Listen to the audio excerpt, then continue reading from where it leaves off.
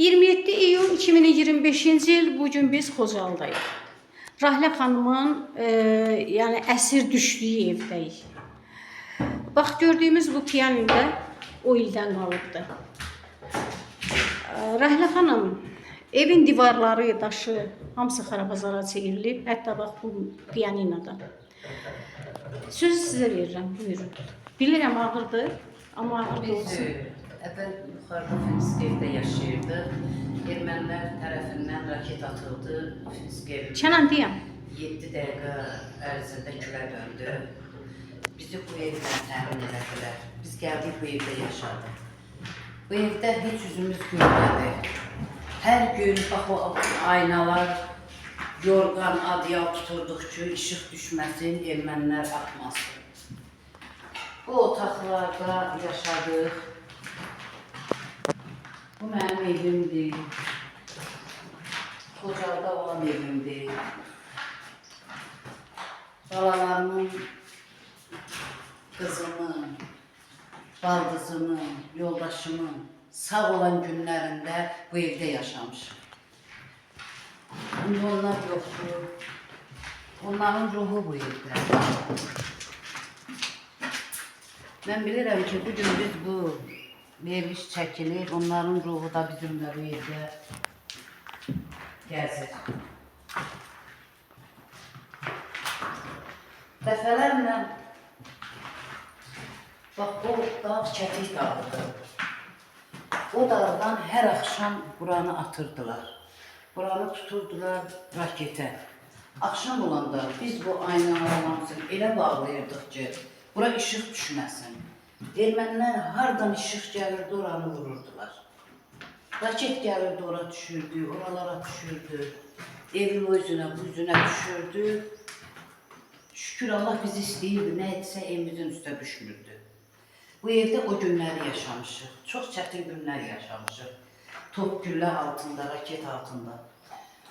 92-ci ildə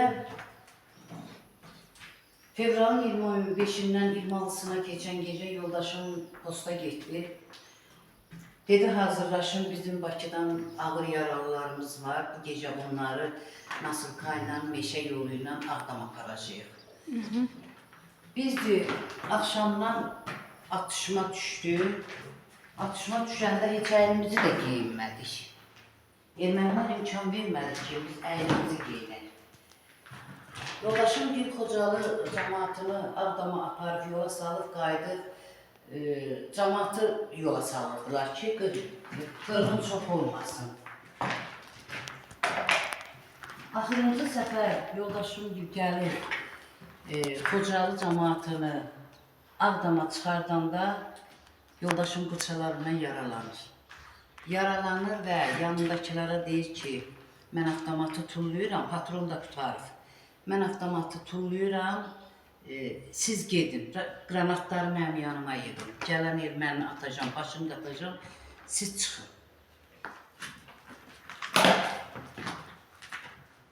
Yoldaşım ermənilər kom gələndə qranatı atır onların üstünə. 15 nəfər ölür. Erməninin dediyinə görə, mən görməmişəm, erməninin dediyinə görə 15 nəfər şəhid olur. Şəhid olur deyəndə ermənilərə şəhidlik düşmür. Gəbərir. Hamısı gəbərib gedir. Ölənlərdən birinin də qardaşı bunlarla döyüşürmüş. Həmin qardaşı yoldaşımı yaralı tutur, döyür. Başına 1001-2 oyun açır. Bunu yaralı aparırlar əskərən polis şöbəsinin badvalına. Biz gecə qaldıq burada. Gecə uşaqlar girdi bu hamama. Aha. Göstərə bilərsiniz.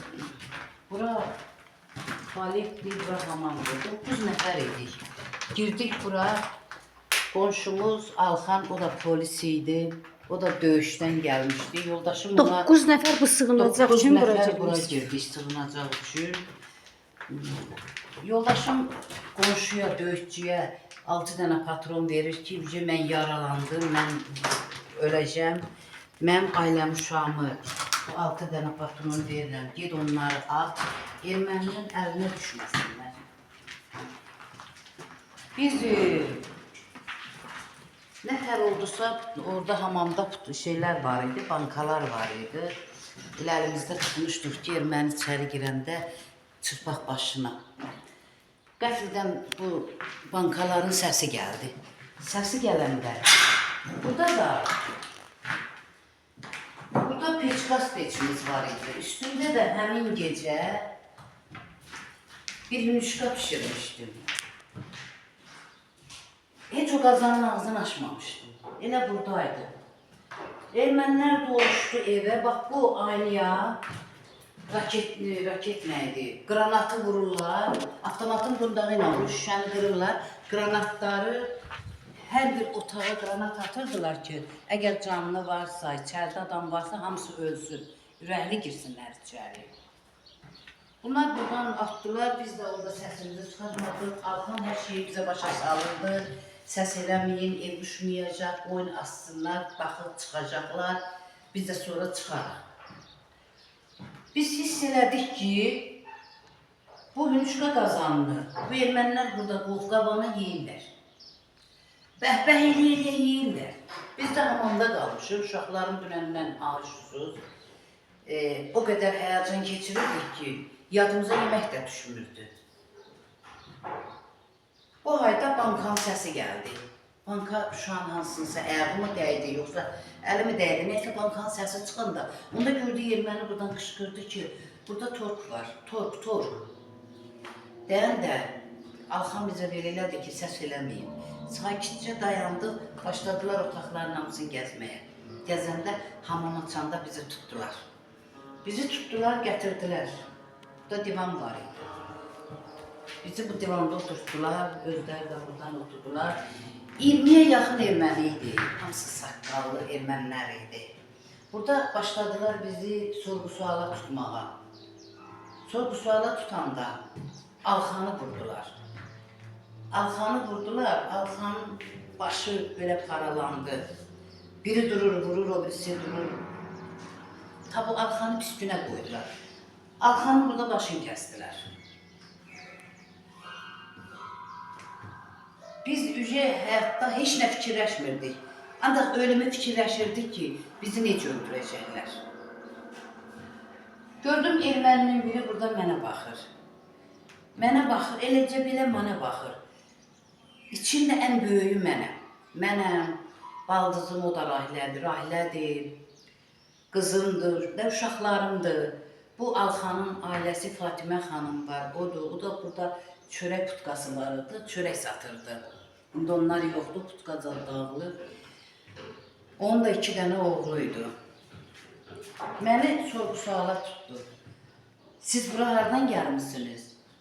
Dedim, burada yaşayırıq, bizim evimizdir. Qayıtdı, sizin eviniz deyil bura. Siz harda yaşayırdınız, bura hardan gəlmişsiniz? Dedim, bura Xankəndindən gəlmiş. Hiss elədim ki, bu məni tanıyıb. Dedim ki, biz Xankəndindən gəlmişik. Dedi, Xankəndinə hardan gəlmişsiniz? Dedim, mən tanıyıram, düzündür. Dedim ki, Şuşa. Deyəndə qayıtdı, dedi ki, sən Rəşid dayının qızısan, Dirəcbər dödən qızısan. Hiss elədim də, bu məni tanıdı. Bacımın adını dedi. Dedi, sən Dilarəsən. Dedim, xeyr, mən Rahiləyəm. Dedim, məni tanıyırsan. Dedim, burada saqqal, burada yüz göz, mən onu nətər tanıyım? 20 dənə erməni də oturub, bu da mənlə sorğu-sual eləyir. Qayıt ki, uşaqların hansıdır? Dedim, oğlumu göstərdim, qızlarımı göstərdim. Bunlar özləri dedi qonşuları. Nəysə qayıtdı ki, Dirəcbər dödə, mənim qabağıma o qədər camış qaymağı qov. Mən o çörəyi, duzu tapdamayacam. Tapdasam, gözlərimi o çörək tökər. Mən sizi dəyişəcəm. Amma indi yox. Bir müddətdən sonra bizim qonağımızsınız, mənə dedi. Deyəndə mənim bütün sənətlərim, pulumuz, qızılımız, sənətlərimiz hamısı boynumuzdaydı. Mənim sənətlərimi erməninin biri durdu, aldı da elə belə boynumdaydı, aldı. Yoldaşımın vəsiqəsi çıxdı. Elə yox, kimliyi çıxdı. Vəsiqəsi özü üstündə çıxıb. Kimliyi mənim üstümdə çıxıb. Pasport, qırmızı pasport, Rus pasportu. Dedi ki, sən Vidadiyin yoldaşsan. Özümü orada itirdim. Hiss elədim ki, Vidadi nəysə, burada bir problem var, amma başa düşmədim nədir. Dedim, bəli. Qayıtdı, Vidadiyin vəsiqəsini çıxartdı belə. Məndə də kimliyi çıxartdı. Dedi, sən nə indi bu? Dedim, yoldaşımdır. Aynen qayıtdı ki, sən bilirsənmi ki, sən yoldaşın mənim axşam 15 dənə əskər yoldaşımı öldürür. Bir dənə də 20 yaşında qardaşımı öldürür. Mən ölümü gözümün qabağına aldım burada. Bunun 16 nəfər mənim üzümə oxudu. Mən sağ bıraxır burada. Nəysə, dedim ki, heç nə demədim ta. Oğlumu çəkdi. Qayıtdı ki, erməniləri atmışsan mı? Ermənilərdən nə də bilərsən? Bax, indi o da qayıtdı ki, orada bir dənə böyük yekə bocqa var idi belə. Onun üstünə yoldaşım şəkil çəkirdi. Deyirdi, bu ermənidir. Avtomatı tuturdu, belə uşaqdı, 6 yaşında uşaq, avtomat sürkəlirdi belə. Deyir ki, bax onu ermənini at görün, bu ermənidir. Avtomatı verirdi, özü də tuturdu, o bocqanın üstündə o şəkili vururdu. Uşaq başladı onu erməniyə danışmağa, talih. Erməniyə danışdı, erməni qayıtdı mənə dedi ki, görsən deyir, uşağın beynini doldurursunuz ki, erməni bizim düşmənimizdir. Sizi tutmuşuq, nə ayrılıq sizə? Siz nəyə görə bizi uşaqlara, gələcək nəsilə bizi bir bandit kimi, bizi bir pis insan kimi qələmə verirsiniz? Mən dedim ki, durdum aynaları göstərdim belə. Dedim, görsən aynalarımıza yorgan tutmuşuq, adiyal tutmuşuq. Bəs uşaq sual verir, raket gəlir ki, raket də var idi, o vaxtı raket düşmüşdü var. O deyir, ora raket düşmüşdü. Dedim, o raket ora düşəndə uşaq fikirləşir, deyir ki, ay ana, onu kim atdı? Bəs biz deyək, onu kim atdı? Biz deyirik, ermənilər atdı. Ona görə uşaq dedim, hər şeyi bilir. Bizim aynalardan hardan işıq gəlir, erməni oranı vurur. Nəysə, uşağı söyləmədi. Dedi, mən erməniyəm. Bu da Azərbaycanca danışıraq. Dedi, mən erməniyəm. Nə deyə bilərsən? Bax, məni dur öldür. Al-avtomatı məni vur. Qayıtdı ki, yox, sən erməni deyilsən, sən müsəlmansan. Mən səni vurmuram, mən erməniləri vuracam. Deyə görsən, uşaq bilmir, erməni nədir, Azərbaycan nədir. Ona görə mən Azərbaycanca danışıram, sən də Azərbaycanca danışırsan. Uşaq onu bilmir ki, mən erməniyəm, düşmənik biz. Nəysə, bizi buradan, bu rəhmətlik Alxanın burada başını kəstilər. Onun yoldaşını da həmin o başını kəsən erməni, o ki, hansı ki demişdi ki, mənim qardaşımı öldürüb 20 yaşında, həmin erməni, o da qolundan yaralanmışdı. Həmin o şey atanda, qranat atanda o da yaralandı. Qolunu belə sarıyıb boğazından asmışdı. Dedi, sən yoldaşın dedik, mən yaralıyım. Onu da o apardı. Həmin Fatimə xanımı, həmin erməni götürdü. Buradan onun oğlanları da qaldı bizim yanımızda. Bizi burada götürdülər, zəng elədilər, bir maşın gəldi, skor idi. Dedi, bax, bu Şuşanın skorusudur. Şuşada da, skoruda da, bəlkə bir 20 dənə avtomat yeşiyi var idi. Elə bilirəm ki, onun silahlılar düşüb onu atıqlar da, hər tərəfi deşik-deşik. Baxdım, bunda mənim, həmin o skoruda mənim mamam nəvəsi sürürdü, Rəhim. Özümə fikirləşdim ki, onun yəsi ölüb, elə bir ağzımdan çıxdı təsəddüfən. Qayıtdı ki, qohumundur, yox, ölməyib. Ölməyib, skorunun yəsi sağdır. Özü dedi, sən fikirləşmə, sən atangil sağ çıxıbdır. O dağlarla hamısı çıxdılar, Ağdamaddadılar. Atamgil 4 gün yol gediblər. Həmin o meşələrlə Şuşadan gəlib 4 gün Malbəyli qutçular. 4 gün o yolla, meşə ilə gəlib, postları dağda keçiblər Ağdama. Dedi qorxma, hamısı ölübdür, sənin atan da sağdır. Atana da gedəndə deyərsən ki, sizin evinizdə mənim atam gedib, oturub Rəşid dayının evində. Atam. Deyir, nə qədər canımda can var, Rəşidin evini qoruyacağım. Kirvəyik biz. Ta heç nə demədim.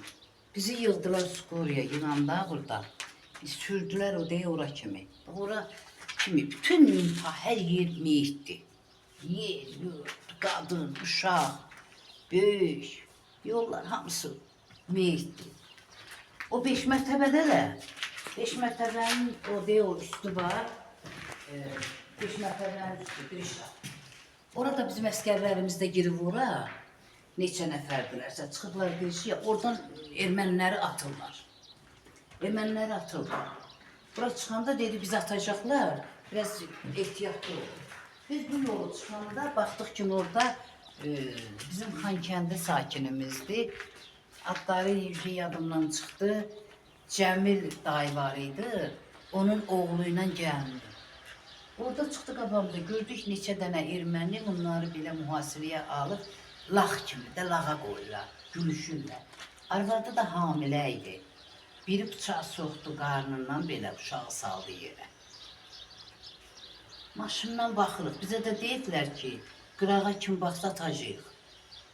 Mən də qolumu belə qoyub, belə həm ağrıyıram, mən burada tutanda döyürlər. Həm də qızın qarnını cıranda mənə çox pis təsir elədi.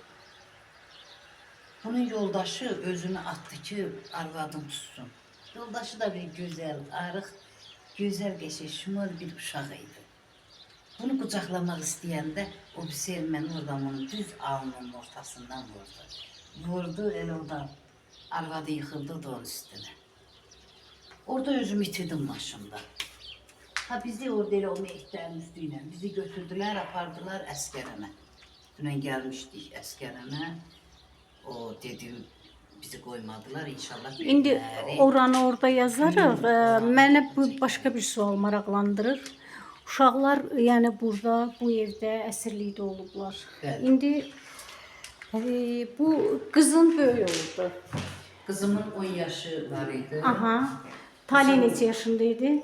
Tali 6 yaşındaydı. 6 yaşında. Balaca da 1 yaş. Amma qızın da dokuz çox ay. işgəncələr görüb bildiyimə görə. Kızım buradan bizi çıkarttılar yukarı. Yukarıda ses geldi. İkinci mərtəbəyə. İkinci mərtəbədə danışanda mənim qızım əyildi, erməninin ayağını qucaqladı. Məni burada vurdular. Harda? Burada vuranda, Səni harda vurdular? burada. Burada. Məni burada vuranda, Birlə ikinci mərtəbənin arasında. hə, bax burada. Bax burada məni vurdular. Qız yürüdü erməninin ayağını qucaqladı. Dedi erməni dayı, sənin qızın var? O da dedi var. Dedi nə olar, mən də olar qızın başına papam öldürmüsünüz, mamam öldürmüyüm. Bizi yetim qoymayın, bizi yəsiz qoymayın.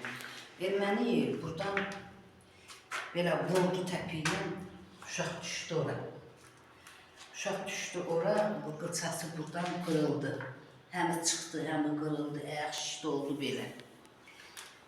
O halında bir həftə əskərəmdə elə yaralı qaldı. Zulum çəkə-çəkə, çığıra-çığıra. Amma erməninin qorxusundan çox vaxt içinə salırdı. Erməni girib bu dəqiqə ya mamamı öldürəcək, ya bizi öldürəcək. Ona görə o bir elə ağrı acıyla çox vaxt səsini çıxartmırdı. Sonra biz əsirlikdən qutarandan sonra atam onu düzəltdi, yerinə nə qədər su dolmuşdu. Onu düzəltdi, o sınığını düzəltdi, çıxıqları düzəltdi. Onun ayağı hələ də onun ölənə kimi onun ayağı ağrıyırdı. Ayağını yerə yaxşı basa bilmirdi. Erməninin dil ağzında yazsın. Çox zulum verdi. Yəni o uşaq da buradan gedəndən bir müddət sonra dünyasını dəyişdi. O uşaq da buradan gedəndən sonra o uşaq da dünyasını dəyişdi. Buradan gedəndən sonra baldızın dünyasını dəyişdi. Yox, elə deməyək də, dünyasını dəyişdi, yox, intihar eləyib. Baldızın intihar elədi. Qızım da bu çox pis vəziyyətlərdir, həm çox qorxmuşdu, iliyinə hopmuşdu. Nə qədər müalicə elədik, xeyir olmadı. Axırda elə getdi. O baldızım da intihar elədi. Yaşaya bilmədilər. Bu ağrı acıya dözə bilmədilər. Mənim özüm 10 il yatdım. 10 il xəstəxanada yatdım. 10 ildən sonra da bu günə kimi hələ mən ancaq dava ilə, siz özünüz yaxşı bilirsiniz, görürsünüz elə iynə ilə, dava dərmanla yaşayıram. Bu günə kimi dava dərmanla yaşayıram. Bu ağrı acını heç vaxt biz unuda bilmərik. Bu ölüncə qəbrə kimi bizlə gedəcək. Elə biləm ki, bir let yazısı kimi hamısı gözümün qabağındadır. Ölənlər, qalanlar. Həqiqətən ermənilər sonradan bu evlərə doluşmuş, buralarda yaşamışlar və buradan gedərkən də bax yenə də erməni xisləti olaraq bax bu yerləri görürsüz, xarabazara çevirib, yəni virana qoyub getmişdilər. Yəni sözün həqiqi mənasında çox ağır dərddir. Bu mövzuda danışmaq, bu mövzunu nə bilim Rahilə xanıma xatırlatmağın nə qədər ağır olduğunu mən çox gözəl başa düşürəm. Rahilə xanım, bundan sonraki ömrünüzdə, həyatınızda mən sizə uğurlar arzulayıram. Allah övladlarınızın başına bundan sonra heç bir zaman pisliklər gətirməsin, onları həmişə xoşbəxt görəsən. Çox sağ olun. Çox sağ olun. Sağ olun.